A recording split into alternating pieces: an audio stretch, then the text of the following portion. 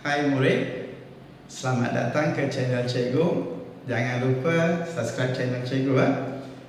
Baik, dalam video ini Cikgu akan bincangkan satu lagi contoh di bawah tajuk kadar perubahan ataupun rate of change.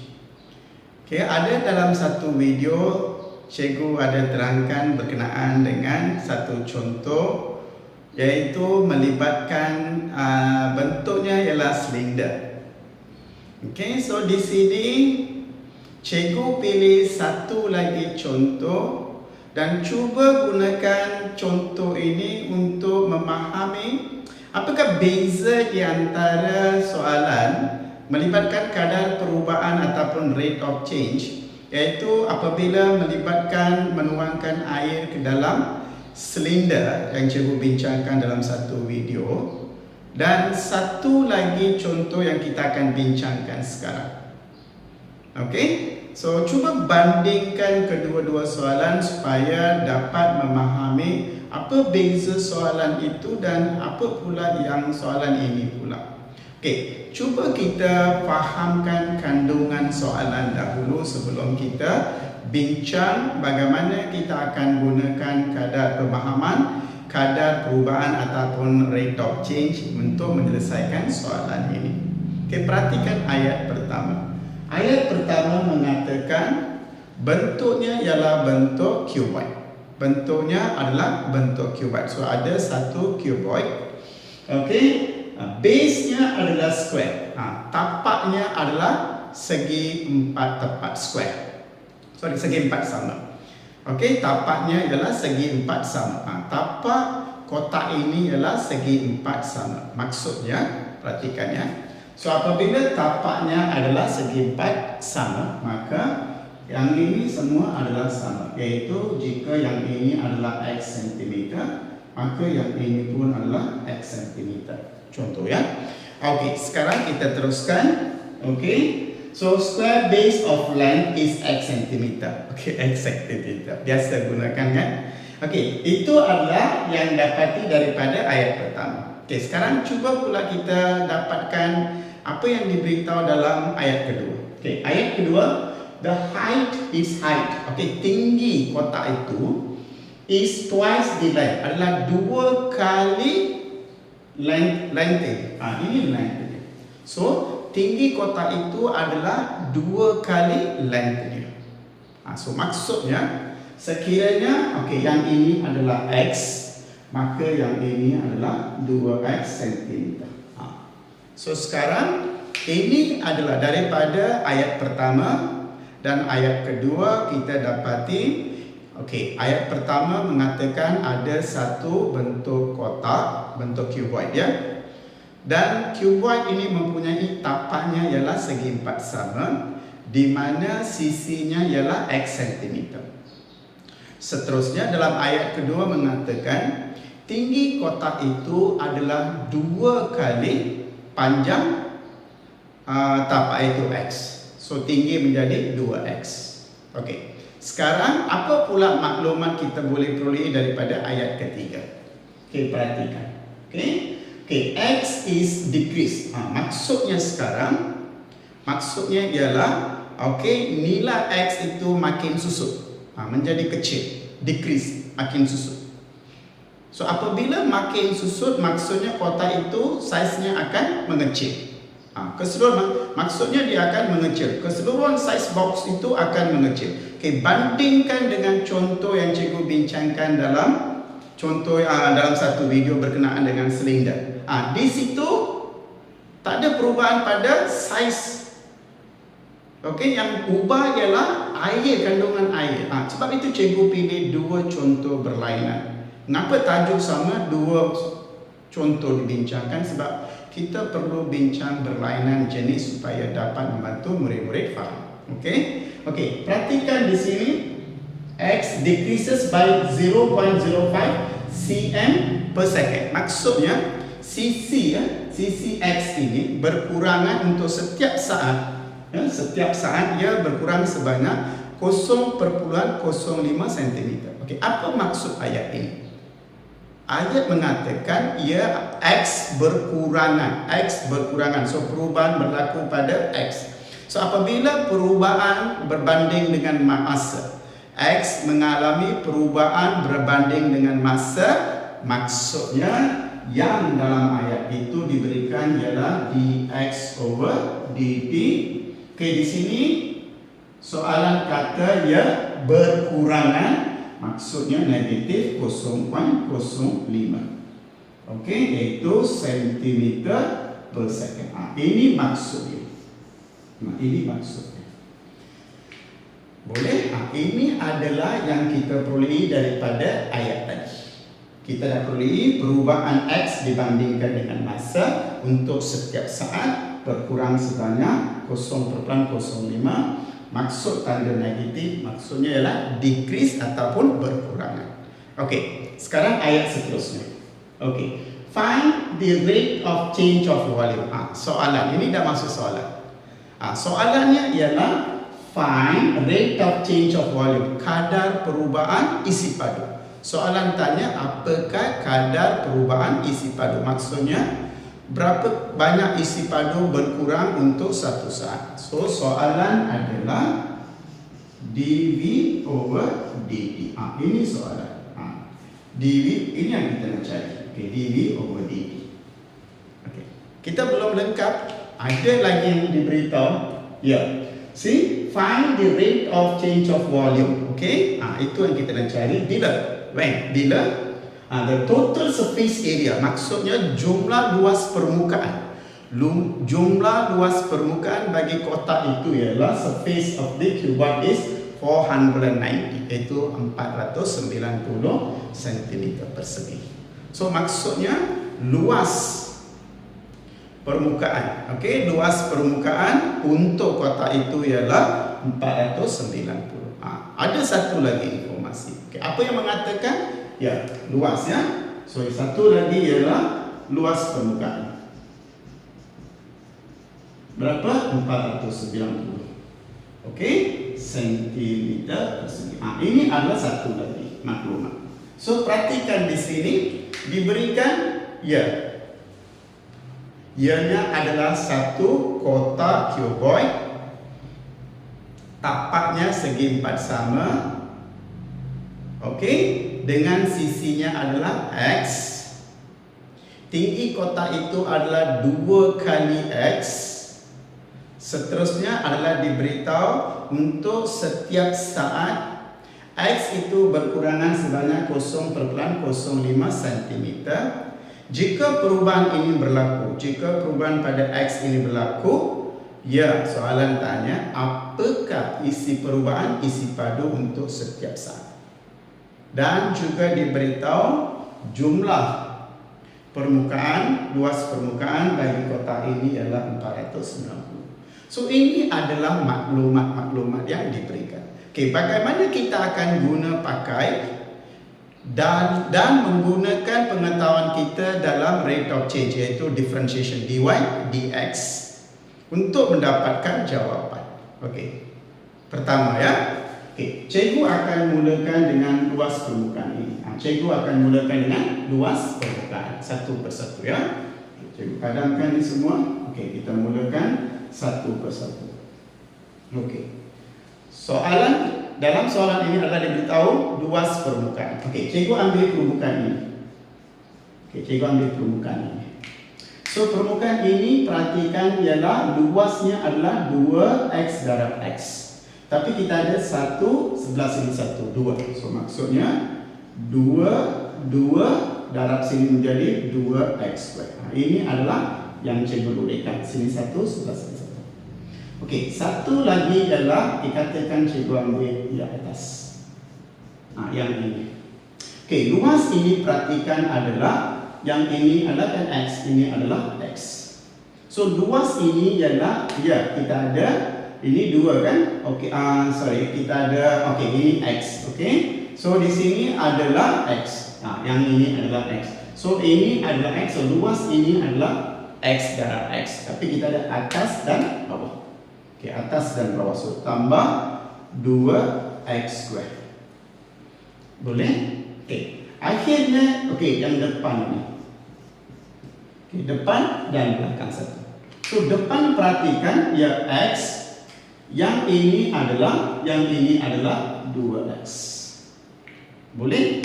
So, ini adalah X darab 2X. So, kita ada 2. Depan satu, belakang satu. So, kita ada tambah 2. Kita ada 2X square. Tambah ini semua ialah 490. Okay? See? Surface area of the cuboid is 490. Okay? Luas permukaan bagi cuboid berkenaan ialah 490. Okay? Perhatikan di sini. Boleh? Faham tak? Okay, sekarang kita ringkaskan. So, yang ini adalah 4X kuasa 2. Okey, tambah 2X kuasa 2. Tambah lagi 4X kuasa 2 sama dengan 490. Okey, so tambah ini semua kita dapat ya 10X kuasa 2 sama dengan 490. So, X kuasa 2 adalah 49. So, X adalah tambah tolak 7. So, sekarang kita dah perolehi dua nilai X, iaitu X adalah 7, X adalah negatif 7. So, ini adalah melibatkan panjang. So, maka ini kita tidak akan kira dalam pengiraan kita. Kita tidak akan ambil kira dalam pengiraan. So, maksud X berapa? 7. So, sekarang kita dah perolehi saiz asal sebelum berlaku perubahan. Ya, saiz asal mula-mula sekali. X adalah 7. X adalah 7. So, mula-mula ya, panjang sisinya tapaknya adalah 7 kali 7. Manakala tinggi ialah 2 kali, so darab jadi 14. Ini sebelum bermula perubahan. Ini keadaan asal. Okey? Okey, kita teruskan. So, kita dah perolehi X sekarang. Okey, cikgu dah tunjukkan cara bagaimana mendapatkan X. Okey, sekarang bagaimana kita akan gunakan nilai X ini untuk menentukan kadar perubahan isi padu, rate of change of volume. Kita gunakan pengetahuan kita ada berkenaan dengan differentiation. Okey, sebelum kan ini cikgu ada terangkan satu contoh. Kalau murid-murid dah tengok video itu, mungkin ada idea macam mana nak selesaikan soalan ini. So, sebab itu cikgu berikan banyak, cikgu keluarkan banyak video supaya dapat bantu murid-murid pelajari lebih banyak contoh soalan. Okey, kita teruskan sekarang. So, kita dapat X adalah 7. Okey, cikgu padamkan yang ini. Okey, so sekarang yang ini tak perlu. Okey, kita dah cari nilai X iaitu 7, tak perlu lagi. Okey, sekarang kita bincangkan bahagian differentiation saja, kadar perubahan saja. Okey, so X adalah 7. Kita dapat X 7 dan didapati X decrease by 0 point. So that is so cikgu dah kata kita ada satu lagi iaitu dx over dt iaitu negatif 0.05 cm per second.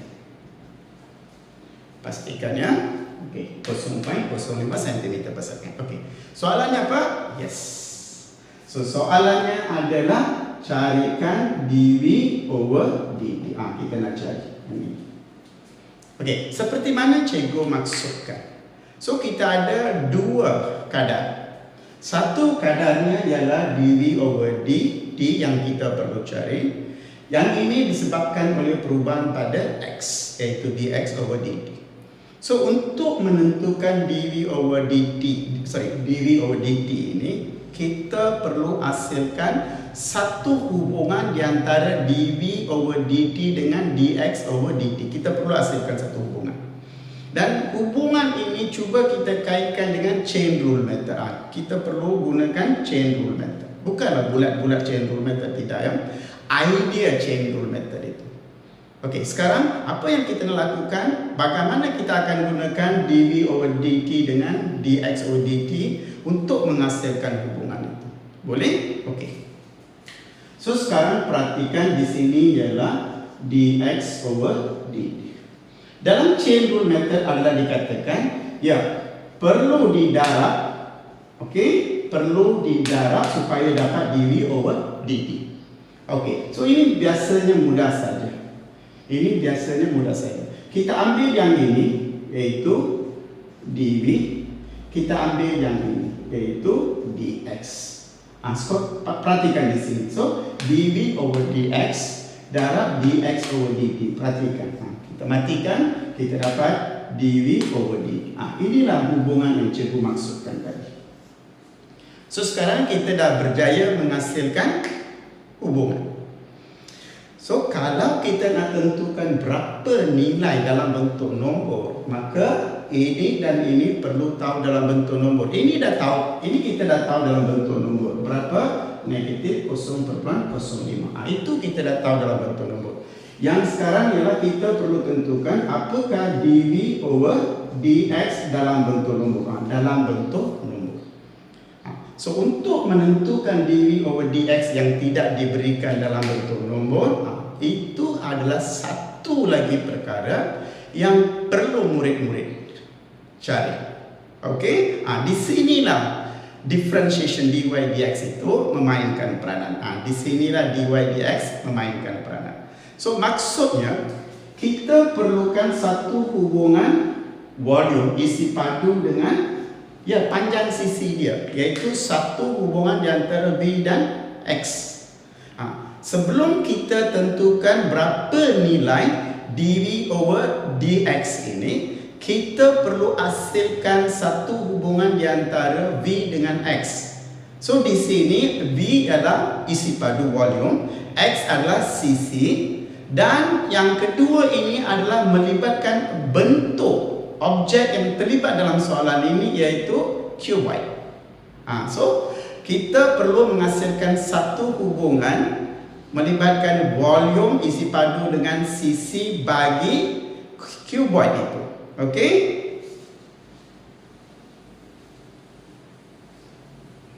Sekarang cuboid, so volume kita dah tahu tapaknya ialah is what? Square kan? Segi empat sama. So, x darab x. Panjang kali lebar kali tinggi. Tinggi tadi berapa? 2x. So, di sini kita dapati 2 kuasa 3. Okey? So, sekarang kita dah perolehi satu hubungan di antara isi padu dengan sisi. Bentuk objek yang terlibat dalam soalan ini ialah cuboid. Tapaknya ialah segi empat sama square. Kita dah dapat volume. Okey, di sini kita perlu gunakan differentiation untuk menghasilkan dv over dx. Kan mudah bentuk yang dapat ini, tak ada masalah. So, dv over dx adalah 6x kuasa 2. 6x kuasa 2. Okey, sekarang kita dah dapat dv over dx. Tapi kita nak tengok ia dalam bentuk nombor. Kita nak tengok ia dalam bentuk nombor. Nombornya berapa? Kan tadi kita selesai tadi, sekiranya dalam keadaan asal, mula-mula asal, sebelum berlaku perubahan. Okey, keadaan asal. Saiz untuk sisi x berapa? Kan 7. So, sekarang x adalah 7. So, yang ini adalah 6. Yang ini adalah 7 kuasa 2. Okey? Itu kita akan dapat 294. Okey. Kita dapat 294. Okey? Boleh guna kalkulator untuk tekan. Okey? So, tekan. So, kita dapat 294. Iaitu nilai yang kita untuk dv. So, awal kan saya kata dv over dx ini kita perlu tengok dalam bentuk nombor. Sebab dx over dt sudah pun diberikan dalam nombor, iaitu negatif 0.05. So, sekarang kalau kita nak tengok dv over dt dalam bentuk nombor, maka dv over dx juga perlu tengok dalam bentuk nombor, dan kita pun sudah peroleh 294, iaitu 6 darab 7 kuasa 2. Okey. So, sekarang kita sudah peroleh semua nilai yang diperlukan untuk menjawab soalan ini. Okey, kita gunakan nombor-nombor ini untuk mendapatkan jawapan. Okey, so sekarang perhatikan dari sini kita dapati dv over dx adalah 294. Okey, sekarang cikgu padamkan ini semua. Okey, so yang ini adalah dv over dx. Tadi hubungannya apa? Dia cikgu kata dv over dt sama dengan dv over dx darab dengan dx over dt. Boleh? Nah, sekarang kita gantikanlah. Berapa nilai? Okey, 294 darab. Berapa? Yes, negatif 0.05. Okey, so gunakan kalkulator. So anda akan perolehi negatif 14.7. Anda akan dapat negatif 14.7. Kenapa negatif? Negatif sebab apabila saiz itu x itu berkurangan, apabila sisinya berkurangan, iaitu tapak xx itu pun berkurang, tinggi pun berkurang. So dalam masa serentak ketiga-tiga yang terlibat dalam isi padu itu berubah. Okey, itu beza soalan ini. Kenapa cikgu pilih soalan ini? Sebab parameter-parameter yang terlibat untuk mencari isi padu bagi satu kotak, di sini ketiga-tiganya berubah. Sebab itu cikgu pilih ini. Okey, so sekarang perhatikan. So kita perolehi negatif, maksudnya dia susut. Apabila x susut, maka ya isi padu pun susut. So untuk mengatakan decrease susut itu kita gunakan tanda negatif. Jangan lupa unit. Unit itu penting, jangan tinggal nombor saja, perlu disertakan dengan unit kadar perubahan isi padu. So yang ini adalah unit tadi berapa? Sentimeter. So sentimeter padu per second. Okey, so ini adalah penyelesaian bagi contoh soalan yang kita bincang. So cikgu harap gunakan contoh-contoh ini sebagai rujukan untuk murid-murid untuk mantapkan lagi latihan anda, dan jangan tinggal setakat ini saja. Juga cuba pilih soalan-soalan lain, anda buat ulang kaji. So seperti biasa, sekiranya anda berpuas hati dengan apa yang cikgu bincangkan di sini. Apabila anda berpuas hati dengan apa yang cikgu bincangkan di sini, biasalah kan? Yes, berikan like untuk cikgu.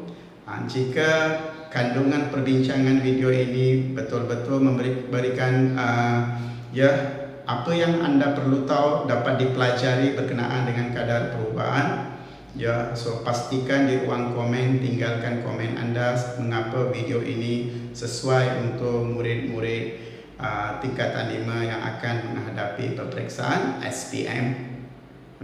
So jangan lupa tekan bell button ataupun butang loceng itu, pastikan, sebab nanti dapat notifikasi daripada YouTube berkenaan dengan video-video cikgu yang lain. Sekali seperti biasa, terima kasih.